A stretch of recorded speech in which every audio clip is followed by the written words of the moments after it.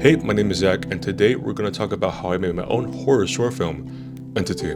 This project was one of the most ambitious and most difficult videos I have ever done, but I think it was worth it.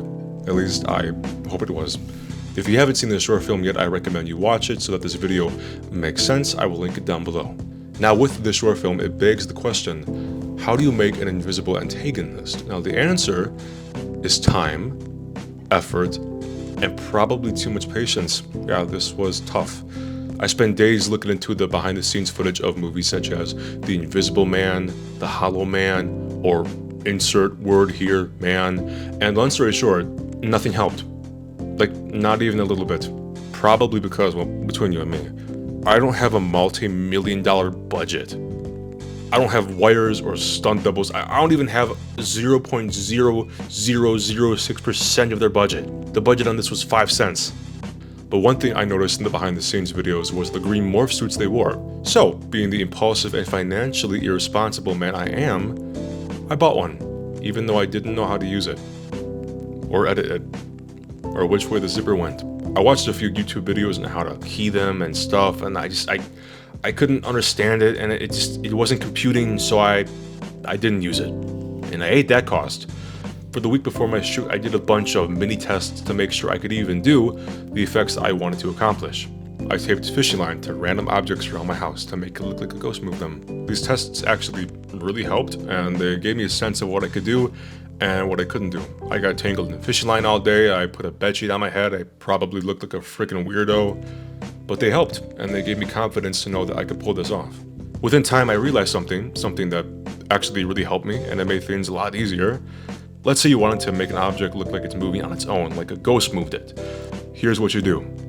Get a clean plate, put your camera on a tripod or a table, and whatever you do, don't move it.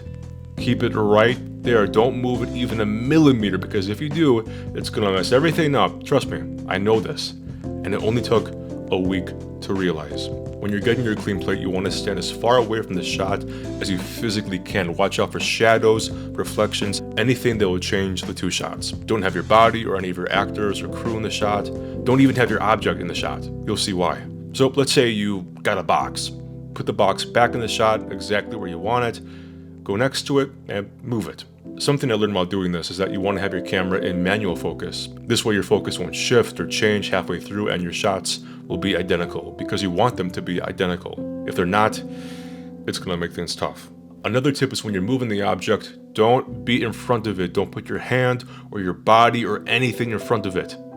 You want to stay behind it because that's going to make your life a whole lot easier when you edit. Or an easier option you could do is the classic fishing line. You tape it to your object and then yank it off screen. So now you should have two shots, your clean plate and you moving your object. Bring them into your editing software of choice. I'm going to use After Effects. And what you want to do is double click on the clean plate shot, make sure there's no one in it, no shadows or anything like I mentioned, and drop it onto the timeline. Crop it to a few frames and then right click on it, go up to time and then click on freeze frame.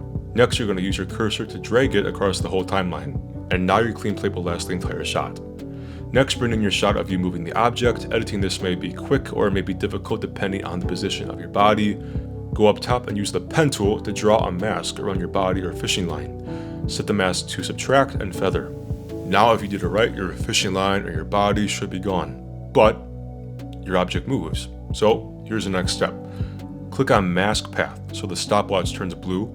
And what you want to do is go through the shot every few frames and make sure the mask surrounds your body or fishing line. Just make sure you don't feather too much or it will become visible on your object. Once you do that, your shot should be good for exporting, and now you have a ghost moving your object. Ooh. If you want to add some shaky cam, you can do that. I didn't. I just like the look of it more. In the middle of my short, I had my good friend David get dragged off a bed by a ghost. So, like last time, get your clean plate, but don't move the camera. And if you're having a guy get yanked off the bed like me, take the blanket off the bed during the clean plate, please. If it's still there, it's gonna make it more difficult to edit, it's gonna take up more time, and it's gonna be a headache, okay? Take it off. Learn from my mistake, please. And when you're done, put your actor and your blanket back on the bed. And a good idea is to get your shot on kind of a profile angle. This way it will make it easier to edit. Finally, yank your actor off the bed, but obviously be safe, be smart, and all that. Try your best not to get in front of the blanket or your actor because that's gonna make it look weird. A good tip is to bury your hands in the blanket, that way it won't be visible. Once you got those, bring them into your program, and then it's pretty much the same thing. Make your clean plate a freeze frame, make a mask on your actor layer, set it to subtract, feather it, and then click mask path. Every few frames, move the mask. You may need to make it bigger and move the points. This stuff, it's not too difficult, it just takes a long time. And once you're done with that, boom, a ghost has dragged your actor off the bed. Add some sound effects of blankets pulling, cloth tugging, a body fall, and then you got this. I got really lucky with this project. David offered his gigantic house. He got permission for us to film at his church, as well as Dollar General, so big thanks to David, you're the man, and thank you Dollar General, sponsor us.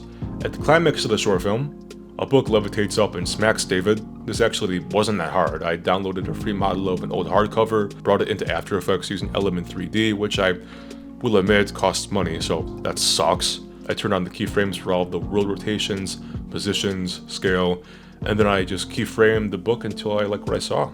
I rotoed David's body so the book could levitate up behind him, and when it smacked him, I sped up the footage for more of an impact.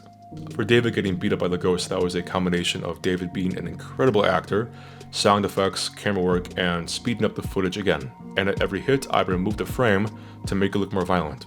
I was originally going to have a shot of the ghost picking up David by his collar, and I really wanted David's full body to be in midair during the shot because that would look so cool. So I got a clean plate and I lifted David up. I may have bitten off more than I could chew with this shot because I edited it for a whole entire day and it still looked awful. So I reluctantly made the decision to cut it. It sucks, I know, but sometimes you gotta do that. That is about it for this video. If you enjoyed it, feel free to like and subscribe. I make a ton of videos, it just takes time. Until next time, I'm Zach, hoping you have a great day and an even greater tomorrow. See you next time. Bye.